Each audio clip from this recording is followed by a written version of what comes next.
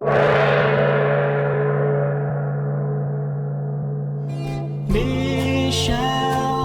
my belle, these are words that go together well.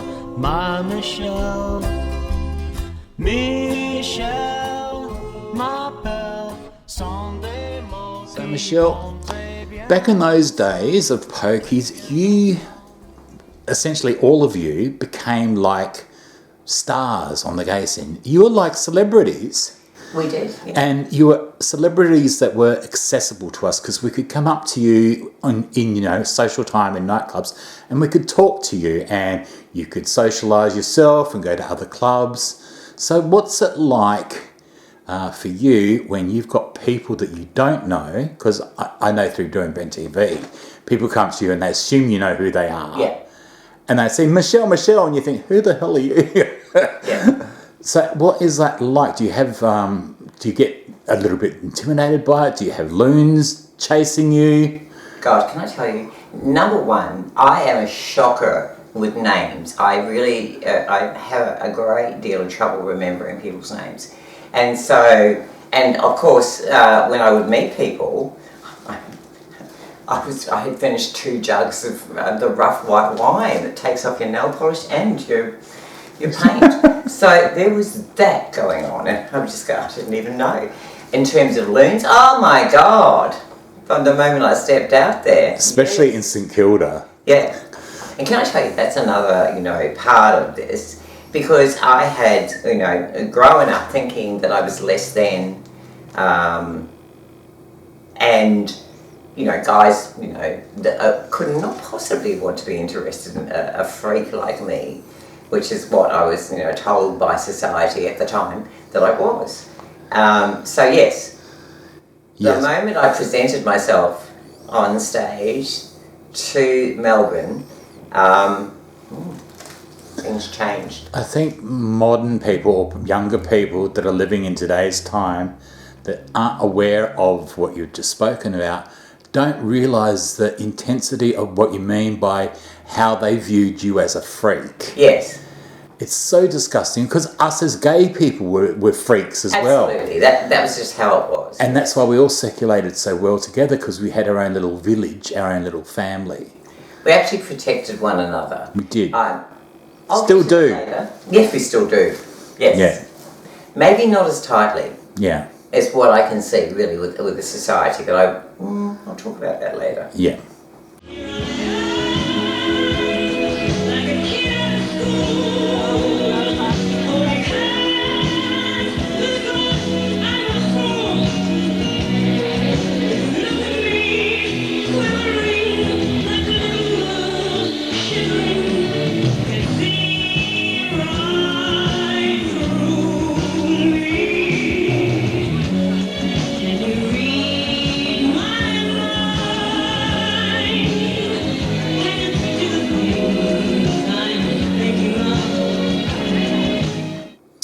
So, Michelle, you're publicly out and proud and living as one of Victoria's pioneering trans women. We're very happy to have you as one of ours, and we're proud of you. And I was just wondering if you'd like to talk about that so our younger viewers and people that maybe don't know someone who's trans can understand that we're all human. Okay. Can I go back to the beginning? Yeah. So, I was born, like we've discussed, in Auckland, New Zealand. I am one of 4 daughters born to my parents. My father was part Maori and part English. My mother was almost all full Maori. At the time of me coming into being, people like me were not accepted, and I wish I could say that I had a wonderful, understanding and supportive family base, but I didn't, unfortunately. And I was kind of like many people of my age who went through. There was not much information to help parents navigate this space or understanding, or yeah, exactly. It just wasn't a topic for most people. Yes. So and I grew up in a new suburb in Auckland, New Zealand. during the 50s and 60s, which was really not a very inviting or a nice time for a budding young trans girl. It wasn't worldly, shall we say. It was not. But despite that, I found solace in anything that was sparkly, that took me away from the reality of where I was. I love shows like Bewitched, anything that showed magical import, movies that were glamorous. I love glamorous women. You're known for your glamour, just by the way. We think... I wonder why. Yeah, I wonder. So there was all of that, but that wasn't really my reality. My actual reality was I was very challenging to both of my parents. I'll start with my father. I think I think very much men think that it's a reflection on their masculinity if they have somebody who's overtly, and I was overtly effeminate. Yeah. I'll tell you the beginning of it. I have very, very early recollections, and this must have been when I was about 2. So my younger sister came along, and my mum used to bathe both of us together. And in the bath, so I could, my younger sister, my sister was about 18 months younger than I am. And so I was looking going, oh, Mum, where's her doodle? And she said, well, she doesn't have a doodle. But how does she wee? Oh, the innocence of a child. Yes, the innocence of a child. And then she went on, she said, but Mum, but I have a doodle. She goes, that's because you're a boy. I was horrified. That was news to you, was it? The nightmare started then. Oh, you poor thing. When I was younger, though, they allowed me, because the strangest thing is, my grandmother, who was my mum's mother, helped bring us up, and she apparently, my dad, in later years, blamed her for the way I turned out. I don't think so. I think just I was. And in Polynesian culture, people like me are revered. Unfortunately, with married people, they have forgotten that path. I have since gone to Hawaii, Tahiti, and Samoa. And in all of those places, I have seen trans people revered, and they have not let go of this process. Unfortunately, with colonisation... Was this as a child you went to these places? No, this is in later life. Okay. So, no, I didn't know anything about them during my childhood. Yeah. This is stuff I've put together over the years. Sure. So, what was I talking about? Of them being revered.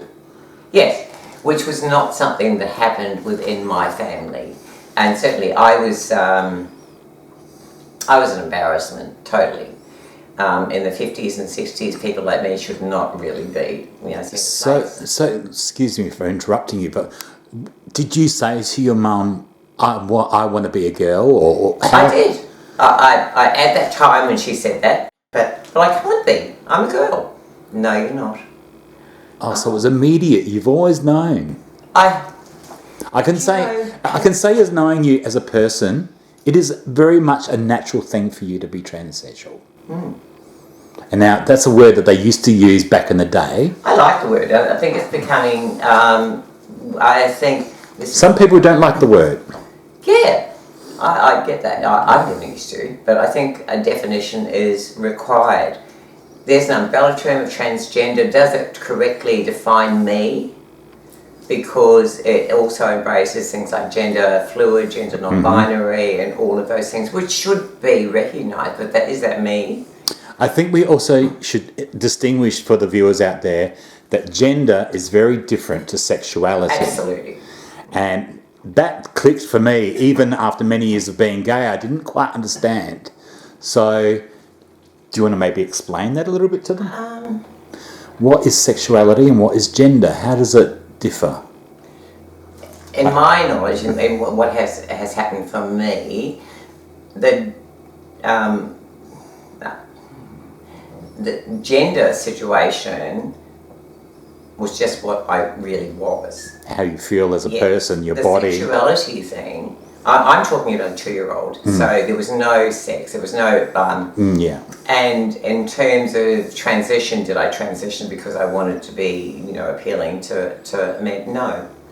It happened way before. It was just who I believed I was. It's all about you being who you need to be. Absolutely. And I think that's the part that people find very difficult to understand and maybe comprehend about us.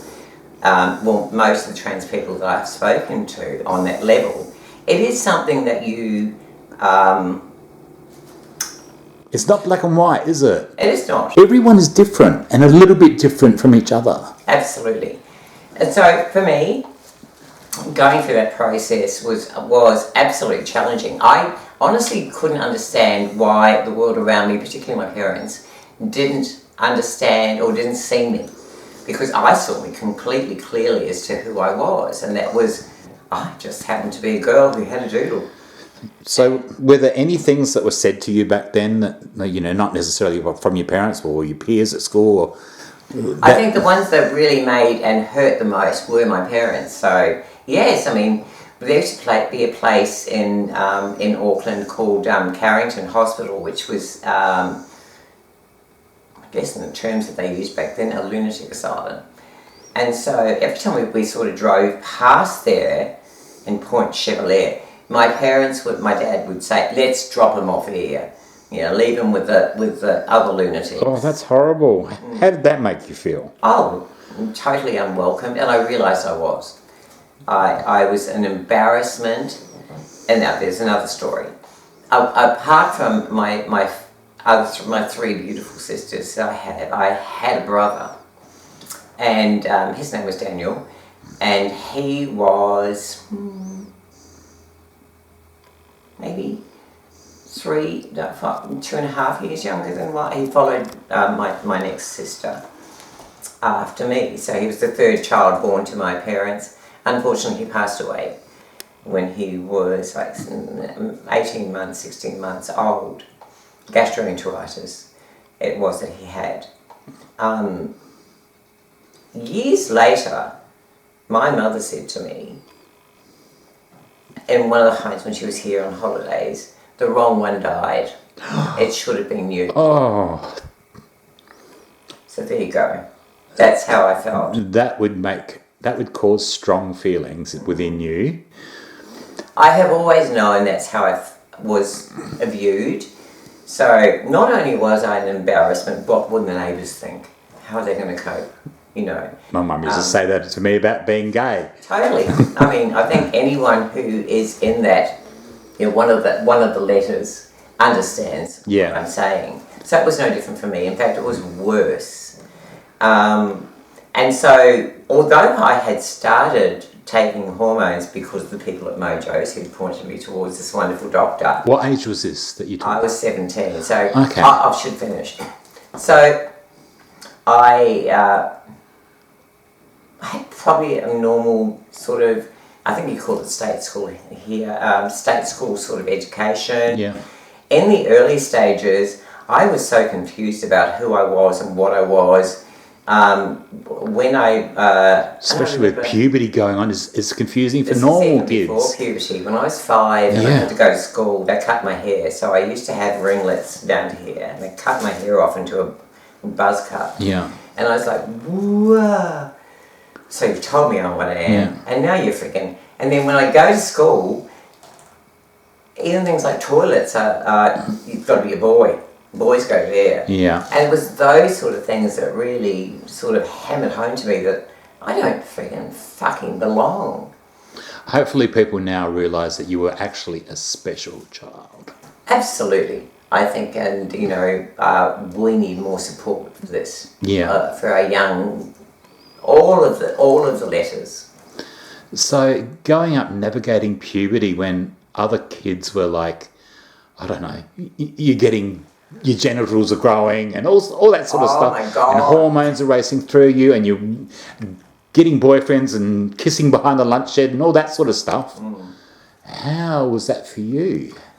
Well, can I go back for just before Sure. that? So, going down that line of what was going on with my parents, so eventually my parents sent me to a psychiatric team. So I had an assessment which was psychiatric, psychology and physical.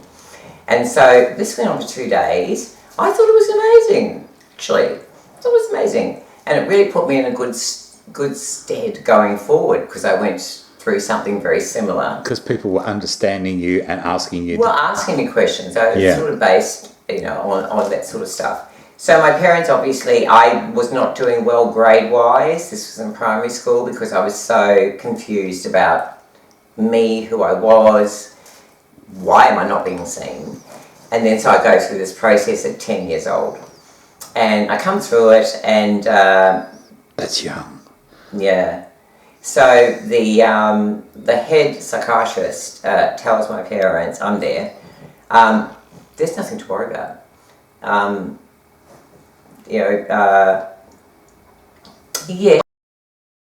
There was apparently a unusual imbalance in hormones. So I had more estrogen than I did for a normal guy at that time, at 10. And Sounds so odd to hear you refer to yourself as a guy, because I've never seen you as that.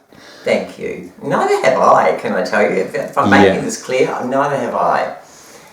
And so that's what he said. And oh, don't worry, this happens pre-puberty, and it would all iron itself out, because he looked at it and said, he's actually got a very high IQ and needs to be challenged. So I wouldn't worry about this stage, about him thinking that he's a girl, because I think he'll grow out of it. It's the stage. I got news for him. He didn't realise you were Aries, and you don't do that. I don't grow out of nothing, baby. So, that was kind of like validation to me. I was like, there's a hormonal imbalance. Whoa. And when I say, I think more, what is the word? Again, research needs to be done on this to understand what it is that makes us. I believe it's something hormonal that happens.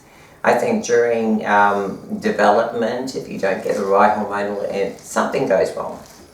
Having said that, everyone is different, so the whole spectrum. I shouldn't say go wrong. Goes right. Yes.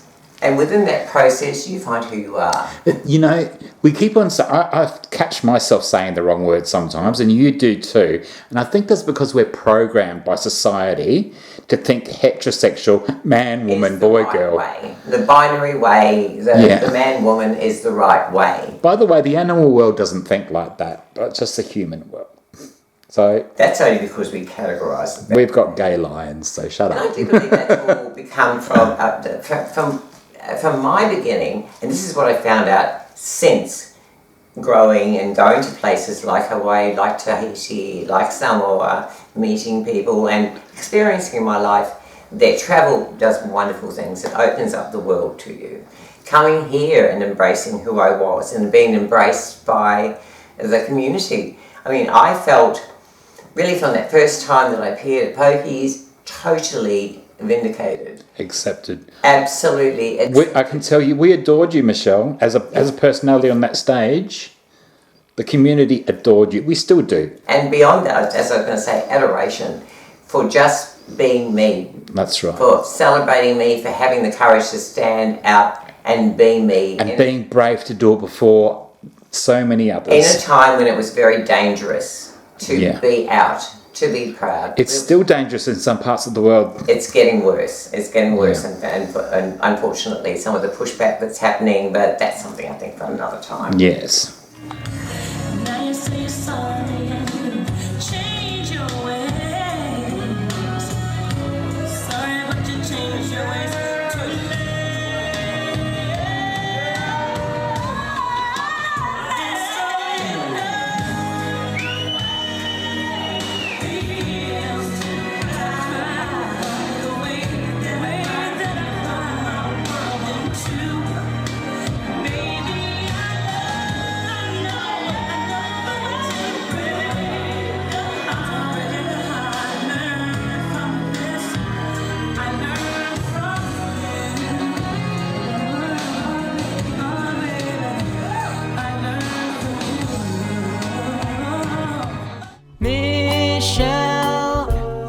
belle sont des mondes qui vont très bien ensemble, très bien ensemble. I need to make you see